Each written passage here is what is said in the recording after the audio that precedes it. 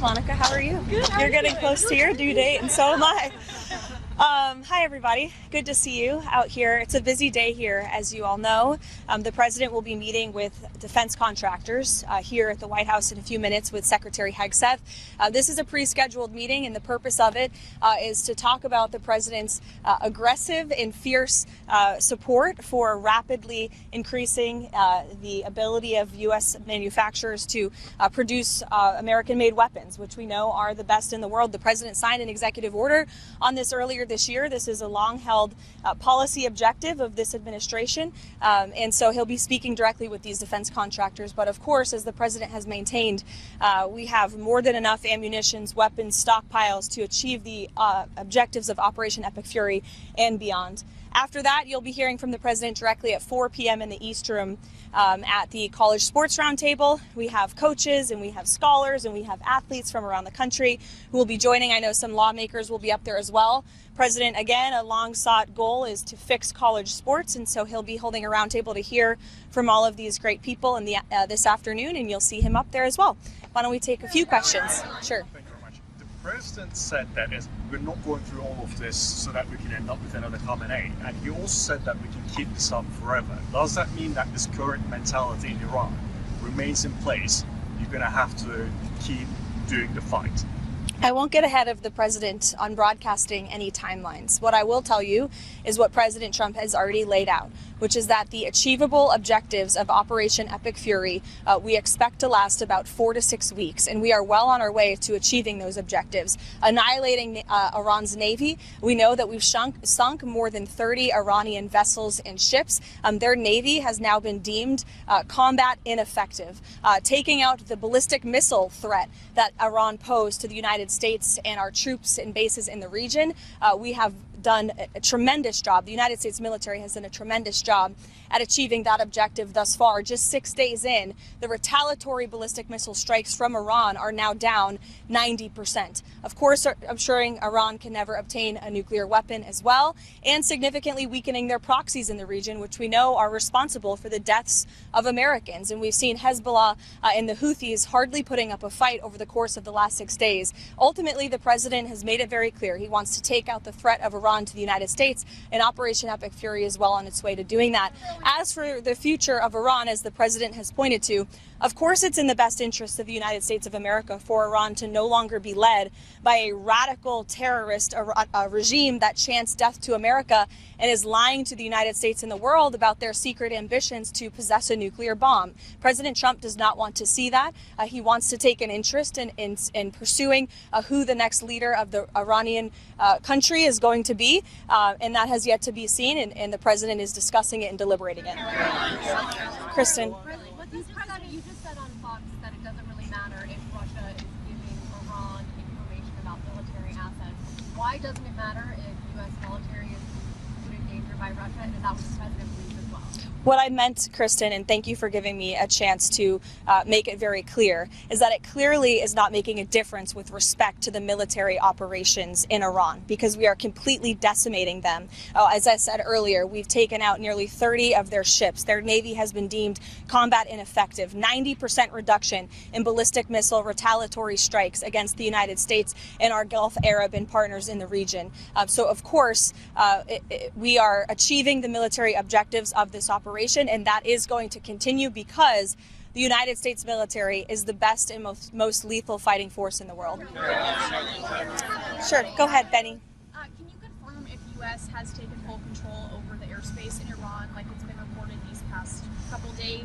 Trump said within hours, within days. Can you confirm anything along those lines? Yes, we are well on our way to doing so. Karoline, has the president's faith in Russia to cut a peace deal with Ukraine been shaken by the knowledge that Russia is apparently supplying intelligence to Iran in this conflict? I think the president would say that peace is still an achievable objective with respect to the Russia-Ukraine war. You saw Special Envoy Witkoff put out a tweet yesterday announcing a new prisoner exchange between both Russia and Ukraine. So it's something this administration still wants to see, and something I know the president will continue to work on. Has he expressed any frustration to Putin about this intelligence? I'll let the president speak on that directly. Mary. What does the president mean when he calls for unconditional surrender. Is he saying that the regime has to fully relinquish control? What the president means is that when he, as commander-in-chief of the U.S. Armed Forces, determines that Iran no longer poses a threat to the United States of America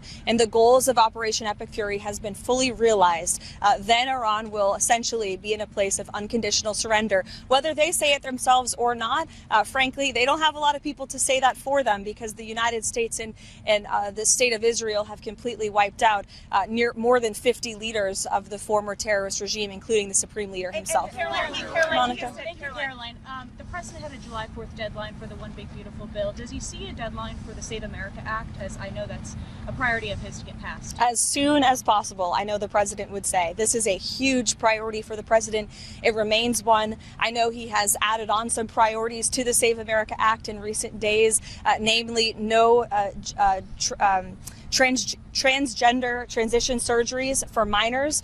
We are not going to tolerate the mutilation of young children in this country, and no men in women's sports. And the president putting all of these priorities together, it speaks to just how common sense they are. These are all common sense priorities of this president that are backed by the vast majority of Americans, and he wants Republicans to act on them as quickly as possible. Thank you. Ken Paxton laid out some conditions yesterday, saying that he would drop out of the race if Senate leadership on the Republican side agreed to, getting rid of the filibuster, for example. What are the president's thoughts on that? I won't get ahead of the president on the Texas Senate race. I know it's of great interest to everyone. I'm no longer his political spokesperson. I'm a government spokesperson, so I'll let him speak on that directly. Caroline, you elaborated on the president's decision to tap Markwayne Mullin as the next DHS secretary. Can you talk a little bit about the rationale for the choice, why Mullin was the best candidate in his eyes, and also your message to congressional Democrats who continue to keep the DHS unfunded? Yeah, well, Senator Markwayne Mullin has been a strong friend of the president and a big supporter of the president's immigration policies. Not only that, he's exceptionally talented, qualified, and I know well respected by his peers on Capitol Hill from both sides of the aisle. So we look forward to his expeditious confirmation, and I know the White House will be working with our counterparts in the Senate to make that happen as quickly as possible. Caroline. Thank you, Caroline. The president has said he wants to be involved in Iran's future. He has also called the son of Supreme Leader Khamenei a lightweight, and he has also said that United States strikes have taken out the potential candidates. So does the United States now have any candidates, or looking at candidates who may lead Iran for the future? I know there's a number of people that our intelligence agencies and the United States government are looking at, but I won't get any further on that. Sure. Is the president satisfied with the pace of the investigation into whether the U.S. military did hit that Iranian school?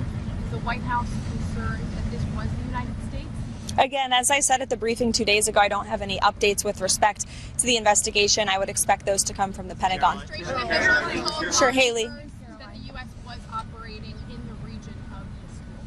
Again, I don't have any updates for you on the investigation. Those will come from the Pentagon directly. Haley.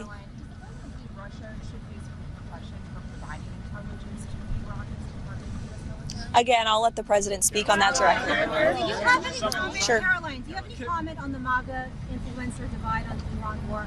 It seems like everyone on X is everybody's going at each other. Any message to both sides of the aisle? I would just remind people X is not real life.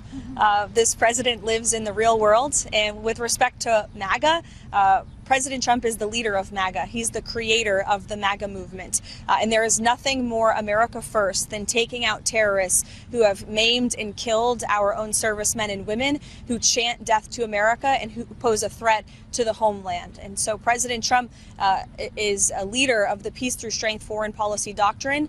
He attempted peace through diplomacy exhaustively and extensively with the rogue Iranian regime. And so they have been struck with the strength and the sheer might and will of the United States Armed Forces. And President Trump has proven he's a man of his word. If you go back and look, not just over the past year as president, but in his first term and in many years in his private life as well, when he has said that the Iranian regime can never obtain a nuclear bomb, well, now he's finally acting on it, and he has the courage to do what so many presidents in the past did not. We'll see you guys later. Thank you, Caroline.